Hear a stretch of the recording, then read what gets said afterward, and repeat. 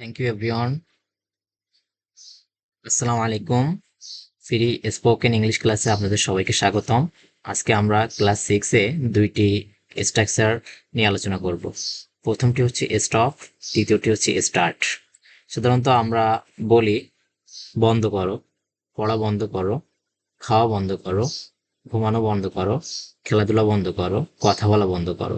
যখন আমরা এরকম কিছু বলবো তখন আমরা সাধারণত গ্রামাটিক্যালি ভুল করি যে stop right, stop learn, stop read. কিন্তু সাধারণত বন্ধ করা অর্থে বা শুরু করা অর্থে স্টপ বা স্টার্টের পরে ভার্বের আইনজি হবে। স্টপ রাইটিং, লেখা বন্ধ করো। স্টপ লার্নিং, শেখা বন্ধ করো। স্টপ রিডিং, পড়া বন্ধ করো। দ্বিতীয় নম্বরে স্টার্ট রাইটিং, লেখা শুরু করো। স্টার্ট রিডিং, পড়া শুরু করো। স্টার্ট রাইটিং, লেখা শুরু করো।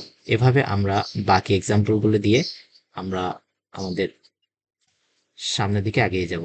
Thank you everyone for watching my video.